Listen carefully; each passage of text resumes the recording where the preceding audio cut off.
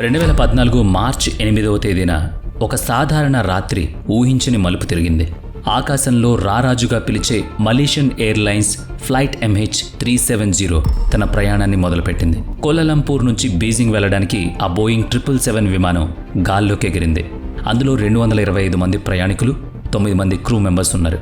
మొత్తం 234 మంది ఆ విమానంలో ప్రయాణిస్తున్నారు. రాత్రి 12:41 సమయం అవుతోంది. దక్షిణ చైనా సముద్రం పైన 8300 అడుగుల ఎత్తులో విమానం చాలా ప్రశాంతంగా వెళుతోంది. ఎంతో అనుభవం ఉన్న కెప్టెన్ జహరీ అహ్మద్ షా చేతుల్లో ఆ విమానం కంట్రోల్ ఉంది. ఆయనతో పాటు కో పైలట్ ఫారిక్ అబ్దుల్ హమీద్ తన ట్రైనింగ్ పూర్తి చేసుకున్నాడు. కాక్పీట్లో అంతా చాలా నార్మల్గా ఉంది. బయట నక్షత్రాలతో నిండిన ఆకాశం, కింద లోతైన సముద్రం. కొందరు ప్రయాణికులు నిద్రపోతున్నారు, మరికొందరు పాటలు వింటున్నారు. తమ జీవితంలో అదే అత్యంత భయంకరమైన రాత్రిని పాపం వాళ్ళకి తెలీదు. ఫ్లైట్ టేకాఫ్ అయిన సుమారు 1 గంట తర్వాత పరిస్థితులు పూర్తిగా మారిపోయాయి.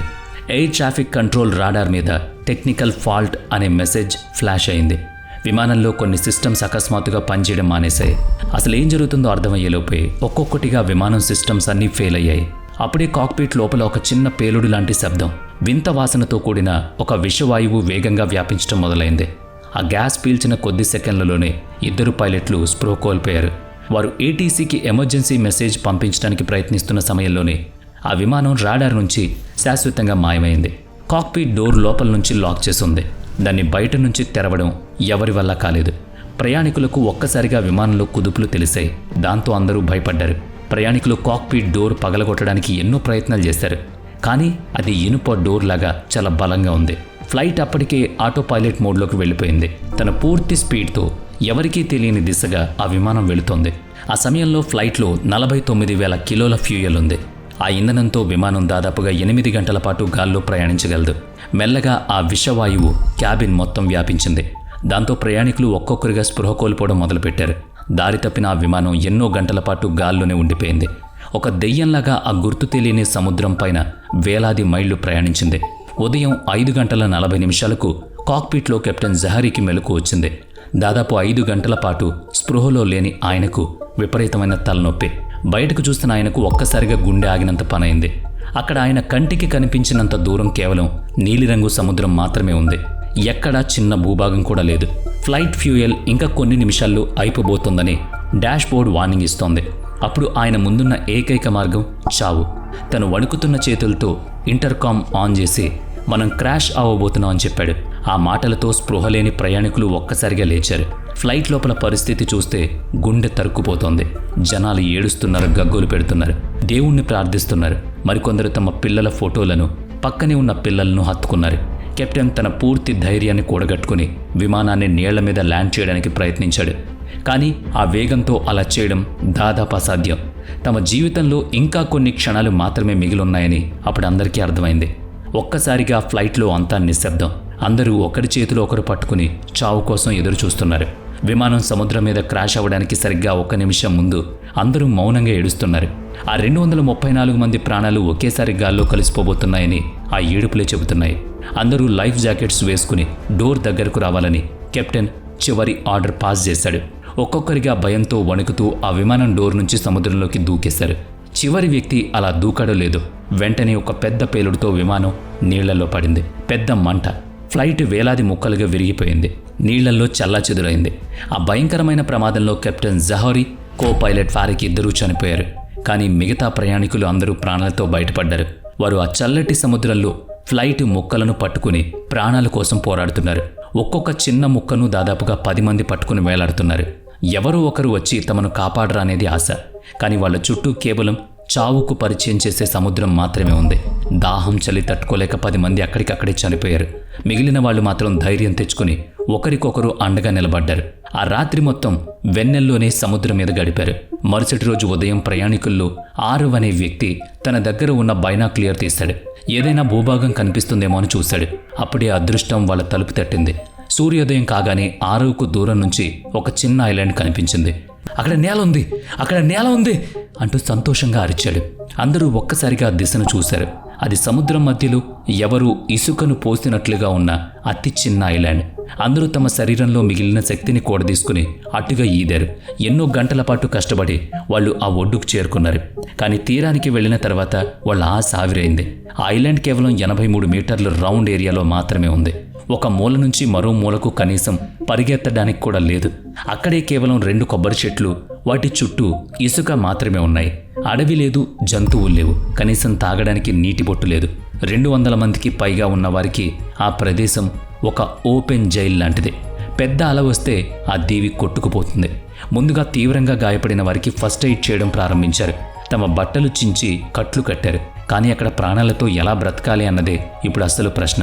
సముద్రపు నీరు తాగడం వల్ల కొందరు అప్పటికే అనారోగ్యం పాలయ్యారు. అందరి కళ్ళు ఆ 2 కొబ్బరి చెట్ల మీదే ఉన్నాయి.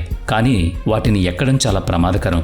ఎందుకంటే ఒక యువకుడు ధైర్యం చేసి తన బెల్ట్ సాయంతో పైకెక్కాడు. ఎన్నోసార్లు జారిపడ్డాడు. చివరికి కొన్ని కొబ్బరికాయలు కిందకు వేశాడు. కానీ 200 మందికి అవి ఎలా సరిపోతాయి? నీళ్ల పంపకాల కోసం మొదటిసారి జనాల మధ్య గొడవ మొదలైంది. చివరికి పిల్లలకు, గాయపడిన వారికి ముందుగా నీళ్ళివ్వాలని నిర్ణయించుకున్నారు. రాత్రి సమయంలో చల్లటి గాలులు మొదలయ్యాయి. దాంతో అందరూ లైఫ్ జాకెట్లు, సీట్ కుషన్స్, దొరికిన క్లాత్ సాయంతో శరీరాన్ని కాపాడుకున్నారు. దీనివల్ల శరీరంలో వేడి బయటకు పోకుండా ఆగింది. ఇక వెన్నెల వెలుతురు చూసి ఎవరైనా కనపడతారేమో అనుకున్నారు. శిథిలాల నుంచి వైర్లు, పైపులు, సీట్ బెల్ట్స్ వంటివి సేకరించారు. నీళ్లకే మొదటి ప్రాధాన్యత ఇవ్వాలని ఒక రూల్ పెట్టుకున్నారు. వర్షపు నీటిని ఒడిసి పట్టుకున్నారు. 4వ రోజు సముద్రం అలలు వెనక్కి తగ్గాయి. చిన్న గోతుల్లో కొన్ని పీతలు, శంఖాలు కనిపించాయి. వాటిని చూడగానే జనం కళ్ళల్లో ఆనందం. పదునైన ఫ్లైట్ ముక్కలతో చాకు తయారు చేసుకున్నారు. సీట్ బెల్ట్స్తో ఒక చిన్న వల అల్లారు. ఆ రోజు మొదటిసారి వాళ్ళు నిప్పు మీద ఉడికించిన ఆహారం తిన్నారు. వేడి రాళ్ల మీద ఆ పీతలను కాల్చుకొని తిన్నారు. కానీ ఆ తిండి వాళ్ళ ఆకలి తీర్చడానికి ఏమాత్రం సరిపోలేదు. ప్రతిరోజు ఒక కొత్త సవాలు ఎదురవుతూనే ఉంది. చూస్తుండగానే ఒక నెల గడిచిపోయింది. ఈ ఒక్క నెలలో బయటి ప్రపంచంలో MH370ని వెతకడానికి చరిత్రలోనే అతిపెద్ద సర్చ్ ఆపరేషన్ మొదలైంది.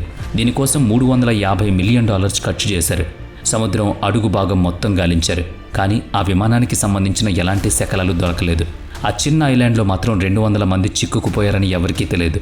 వాళ్ళు తమ పనులను విభజించుకున్నారు. ఎవరి పనులు వాళ్ళు చేసుకుంటున్నారు. నాయకత్వం కోసం వారి మధ్య 2 గ్రూపులుగా గొడవ మొదలైపోయినప్పుడే అందరికీ సమానంగా రేషన్ దక్కాలని ఒక గ్రూప్ వాదించింది. కానీ ఎక్కువ కష్టపడే వాళ్ళకి ఎక్కువ ఆహారం దక్కాలని మరో గ్రూప్ అంటుంది. అంటే రాజకీయం మొదలైంది. ఆ ఐలాండ్ 2 మూలల్లో 2 వేర్వేరు గ్రూపులు తయారయ్యాయి. వారి మధ్య మాటలు దాదాపుగా ఆగిపోయాయి. ఒకరోజు సముద్రపు అలకి కొట్టుకొచ్చిన ఒక పెద్ద తాబేలు ఒడ్డుకు చేరుకుంది.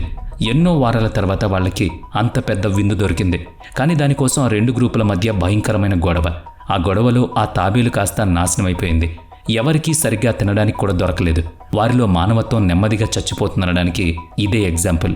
ఎందుకంటే అప్పటికే దాదాపుగా 2 నెలలు గడిచిపోయింది. జనాభా 100కు పడిపోయింది. 100 మంది చనిపోయారు. ఆ భయంకరమైన నిరాశ మధ్య ఒక చిన్న ఆశ చిగురించింది. 121వ రోజు ఆకాశంలో చాలా దూరంగా ఒక జెట్ విమానం వెళుతున్నట్లు కనిపించింది. అది చూడగానే అందరూ పిచ్చోళ్లలా అరిచారు. తాము తయారు చేసిన రిఫ్లెక్టర్తో సిగ్నల్స్ ఇవ్వడం మొదలుపెట్టారు. కానీ ఆ విమానం చాలా ఎత్తులో, చాలా దూరంగా, చాలా వేగంగా వెళ్ళిపోయింది. ఆ సంఘటన అక్కడ వాళ్ళని మానసికంగా కృంగతీసింది. చూస్తుండగానే 1 సంవత్సరం గడిచిపోయింది. ఇప్పుడు ఐలాండ్లో 70 మంది మాత్రమే మిగిలారు. కొబ్బరి పీచుతో తాడు ఎలా పేనాలో వాళ్ళు నేర్చుకున్నారు. కొబ్బరి చిప్పలతో వంట పాత్రలు చేసుకున్నారు. అక్కడ వాతావరణాన్ని అర్థం చేసుకుని 2వ సంవత్సరం చివర్లో వాళ్ళు నాటిన కొబ్బరి మొక్కలు పైకి రావడం చూసి ఆనందపడ్డారు. 4వ సంవత్సరంలో ఐలాండ్లో తొలి బిడ్డ జన్మించాడు. కానీ పోషకాహార లోపం వల్ల ఆ తల్లికి పుట్టిన బిడ్డ ఎన్నాళ్ళలో బ్రతకలేదు. ఇది వారికి మరో పెద్ద మానసిక దెబ్బ. అలా 7వ సంవత్సరం నాటికి ఒక కొత్త భయంకరమైన సమస్య పుట్టింది. ఆ చిన్న ఐలాండ్లోని ఇసుక నేల తన సారాన్ని కోల్పోవడం మొదలుపెట్టింది. కొబ్బరి చెట్లు బలహీనపడ్డం మొదలయ్యాయి. కాయలు తెగి పడుతున్నాయి. కొత్తగా నాటిన చెట్లు మొలవడం లేదు. 8వ సంవత్సరంలో మళ్లీ ఆహార కొరత ఏర్పడింది. ఆకలి, పోషకాహార లోపం జనాలను పట్టి పీడిస్తుంది. సముద్రపు తుఫాన్లు ఆ ఐలాండ్ అంచులను కోసేస్తున్నాయి. ఒకరోజు వచ్చిన భయంకరమైన తుఫాన్లో మిగిలిన కొబ్బరి చెట్లు కూడా లేచిపోయాయి. అది వారి బతుకు తెరువు మీద దెబ్బ కొట్టింది. ఇక ఈ ఐలాండ్ వదిలి వెళ్ళిపోవాలని జనాలు ఆలోచించడం మొదలుపెట్టారు. ఫ్లైట్ ముక్కలు, చెక్కలతో చిన్న చిన్న పడవలు తయారు చేయడానికి ప్రయత్నించారు. కానీ సముద్రపు అలలకి అవి తట్టుకోలేవు. 10వ సంవత్సరం వచ్చేసరికి ఐలాండ్లో 30 కంటే ఎక్కువ మంది లేరు. వారిలో కూడా ఎక్కువ శాతం ముసలివాళ్లు, బలహీనంగా ఉన్నవాళ్లు. కొత్త మొక్కలు నాటాలనే ఆశ కూడా వాళ్ళు వదిలేశారు. ఎందుకంటే ఆ కాయలు చూసేంత వరకు తాము బ్రతికొండలేరని వాళ్ళకి తెలుసు. ఆ నిరాశ అందరినీ పూర్తిగా కమ్మేసింది. కొందరు మౌనంగా కూర్చుని సముద్రం వైపు పిచ్చోళ్లలా చూస్తున్నారు. మరికొందరు ఒకరోజు ఆ సముద్రంలోకి నడుచుకుంటూ వెళ్లి ప్రాణాలు తీసుకుంటున్నారు. నీటి వనరులన్నీ పూర్తిగా ఎండిపోయాయి. ఐలాండ్లో ఇప్పుడు ఎటు చూసినా అస్థిపంజరాలు, శవాలు. ఒకప్పుడు వాళ్ల పాలిట స్వర్గంలా కనిపించిన ఆ ప్రాంతం ఇప్పుడు శ్మశాన వాటికయింది. 11వ సంవత్సరం వచ్చేసరికి ఐలాండ్లో కేవలం ఒక్క మనిషి మాత్రమే బ్రతికాడు. అతనే ఆరవ్. మొదటిసారి తన బైనాక్లియర్తో ఆ భూభాగాన్ని చూసిన కుర్రాడు. అతనిప్పుడు చాలా ముసలివాడిగా బలహీనంగా ఉన్నాడు. అతని జుట్టు నెరిసిపోయింది. కళ్ళల్లో ఒక శూన్యం మాత్రమే మిగిలింది. అతను ప్రతిరోజు నిద్రలేచి ఆ ఒక్క కొబ్బరి చెట్టును చూసేవాడు. ఆ తర్వాత ఒకప్పుడు తన వాళ్లుగా బ్రతికిన ఆ లెక్కలేనన్ని అస్థిపంజరాలను చూసేవాడు. ఒకరోజు ఉదయం తన శక్తిని అంతా కూడదీసుకుని ఒక చిన్న మొక్క దగ్గరికి వెళ్ళాడు. ఆ చిన్న మొక్క ఇప్పుడు బలహీనమైన చెట్టుగా మారింది. కానీ దానికి ఎప్పుడైనా ఒక్క కాయ కూడా కాయలేదు. ఆరవ్ ఆ చెట్టు కింద మెల్లగా పడుకున్నాడు. తన కళ్ళు మూసుకుని ఆ 11 ఏళ్ల భయంకరమైన ప్రయాణాన్ని గుర్తు చేసుకున్నాడు.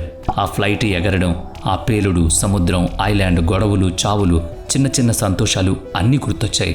ముఖ్యంగా ఆ ఎప్పటికీ ముగియని ఎదురు చూపులు అతనికి గుర్తొచ్చాయి. ఆరవ్ శ్వాస నెమ్మదిగా ఆగిపోవడం మొదలైంది. ఐలాండ్లో వినిపించిన చివరి ప్రాణి వాయిస్ కూడా శాశ్వతంగా మోగబోయింది. కాలం గడిచిపోతోంది. వాతావరణం మారుతోంది. తుఫాన్లు వస్తున్నాయి, పోతున్నాయి. ఆ ఐలాండ్ కేవలం అస్థిపంజరాలతో నిండిన ఒక నిర్మానుష్య ప్రదేశంగా మిగిలిపోయింది.